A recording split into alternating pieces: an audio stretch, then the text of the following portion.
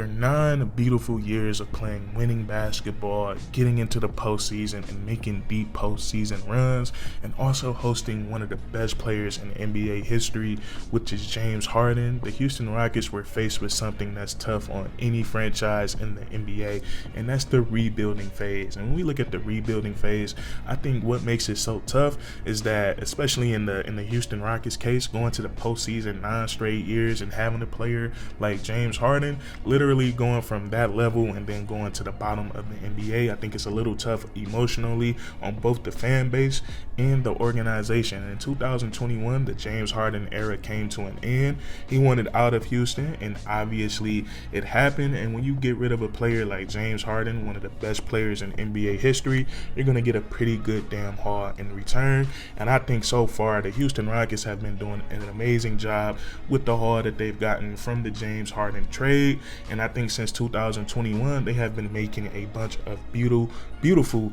decisions in their rebuilding process. Now, me personally, I think one of the most important steps when it comes to rebuilding is what you select in the NBA draft. I think you got to bring in some great talent. You got to bring in some great guys. And I think so far, since that year 2021, the Houston Rockets have done that. We look at what they did in the 2021 NBA draft with the number 2 overall pick. They were able to bring in Jalen Green.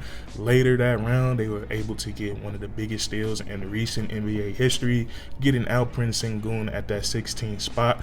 That is remarkable by the Houston Rockets. We see how impactful he's been for the Houston Rockets this season, and he's definitely in the running for most improved player this season. We fast forward to that 2022 NBA draft, kind of the same formula there. They get another high lottery pick, Jabari Smith Jr. He's the 3rd overall pick in that year's draft. Fast forward a little bit, kind of the same exact situation. I believe Tari Eason, who I consider to be a steal in the draft, in that draft, because I am so hard on Tari Eason just on what he can be just as a defender. I believe he was the 17th overall pick in that draft, if I'm not mistaken. Fast forward to 2023, literally that same formula again. They pick up Amen Thompson with the 4th overall pick, and somehow they get Cam Whitmore at number 20. Cam Whitmore, he's a steal because he was projected to be a top 5, a top 6 pick in the 2023 NBA draft, and somehow I was watching on draft night, he just, like, every time at the bottom, as it went from picks like 6 to 20, at the bottom they had like best available, Cam Whitmore his name was right there all the way up until number 20, and then the Houston Rockets got him. So I think what they've been doing in the NBA draft over these last few years have been big time. Those 6 players right there are filled with so much talent and filled with so much potential. So after accumulating that fresh, new, raw talent through the NBA draft, in my personal opinion, the next important step as far as the rebuilding process is bringing in some veteran presence, some high-quality veteran players, and also a good head coach to lead these young guys and get back to winning basketball. Now, the Houston Rockets, in my opinion, they were able to tackle both of these things in the 2023 NBA offseason. We look at who they brought in for the head coach position. They brought in Coach Ime Udoka, who his last coaching tenure was with the Boston Celtics, his first year as a head coach, and he had one of the best turnarounds in NBA history. At one point that season, the Boston Celtics, they were like an 8th seed, and this was like the middle of the season. By the end of the season, the Boston Celtics, they had one of the best defenses in NBA history, and they also finished as the 2nd seed in the Eastern Conference, and we all know they ultimately ended up falling short in the NBA Finals. And what I love about Coach Ime Udoka, something that he's provided for this team this season, as they still kind of struggled on the offensive side of the ball, he has still been able to provide a defensive identity for this team, some sort of identity for this young team. We look at the Houston Rockets last season, their defense was a lot worse towards the bottom of the NBA. This year, they jumped all the way up to 7th in defensive rating, and a huge part of that goes to Coach Ime Udoka, because that's the type of coach that that he is, it's a big part of his game plan is getting stops on the defensive side of the ball. So I love him.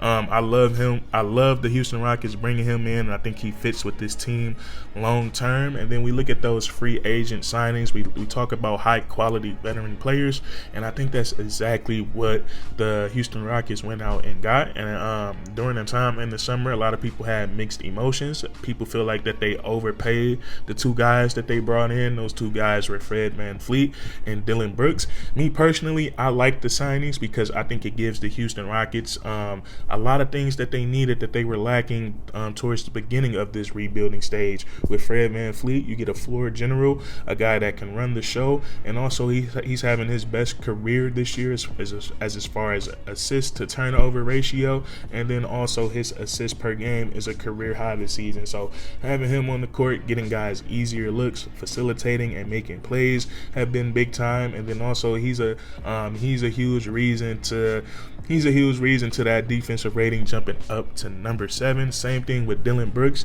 Dillon Brooks, I love this pickup a lot because in my opinion, he's one of the best wing defenders, if not the best, one of the best wing defenders in all of the NBA. He plays defense at such a high level, and he brings a different type of intensity to the game of basketball. So I think these two guys, Fred VanVleet and Dillon Brooks, they've been absolutely fantastic in the roles that they've been asked to play for the Houston Rockets coming into this season. And we look at this season as a totality for the Houston Rockets so far. I think it's been an amazing season for these guys. And I know right now they're currently sitting at 11th place in the Western Conference, and they're about 4.5 games behind the Golden State Warriors for that final play-in spot. Now we can't rule out the Houston Rockets just yet. Anything can happen in the game of basketball, but it's going to take a lot of hard work to catch up to the Golden State Warriors for that final play-in tournament. But despite that, I still feel like this has been an amazing season so far for the Houston Rockets compared to what we've seen over the last 2 or 3 years. I think the most important thing this season is that the Houston Rockets, they've won a lot more games than they won over the last couple of years, and also they just been more competitive against the top teams in the NBA, pulling off upsets, winning as underdogs, and then just keeping games close against some of the best teams in the NBA. I think when you're in the rebuilding process and you start to see that happen, it's like a weight is being lifted off of your shoulders, because now you're seeing the work that's been being put in the offseason, now it's starting to pay off. And at one point this season, the Houston Rockets, they held a playoff spot for a very long time. And then as the season went on, we just saw some very unfortunate injuries. Tari Eason, he's had some injuries that kept him in and out, and now he's ultimately out for the rest of the season. Where it really got tough for the Houston Rockets, Fred VanVleet, he missed a long period of time, and he means so much to this team right now that it was kind of hard for them to play without their floor general. So I think the Houston Rockets being more competitive this year was big time. And then also they found their star. They found their cornerstone franchise guy that they're going to build around, and that's Alperen Sengun. Sengun has been nothing short of outstanding this year. In the intro, we talked about him being in the running for that most improved player of the award. He's averaging around 21 points per game, 9 rebounds, 5 assists, and he's getting compared to a player that a lot of people consider to be the best player in the NBA right now, and that's Nikola Jokic. So Alperen Sengun, he's been big time affecting the game in a multitude of ways, and as of right now, he is the guy to build around for the Houston Rockets. He has proved that this season, and I owe all of you guys an apology. Now, one thing I love about making videos on the Houston Rockets is that you guys are very active in the comment sections, like talking to me and talking to each other. A lot of you guys were going back and forth on who's the best player on this team between Alperen Sengun and Jalen Green. It was about 50% saying Alperen Sengun and 50% saying Jalen Green, and I think so far this season we have to give that title to Alperen Sengun. And then that's another bright spot right there. Alperen Sengun, he has been big time for this team. And then now the Houston Rockets, they got so much young talent on this team that they can go so many different ways once this season ends. Now it does get a little complex with the Houston Rockets as well. We probably won't have time to talk about it within this video today, but they probably will have some tough decisions to make on some of these young cores, because now we have to look at it to where we're talking about who fits the best around Alperen Sengun, and probably the biggest question mark over a player's head right now is Jalen Green, just because so far this season he has just not been able to figure it out. And coming into this season, I was letting you guys know that he was going to be the X factor for the Houston Rockets this year. We're bringing in guys like Fred VanVleet and Dylan Brooks.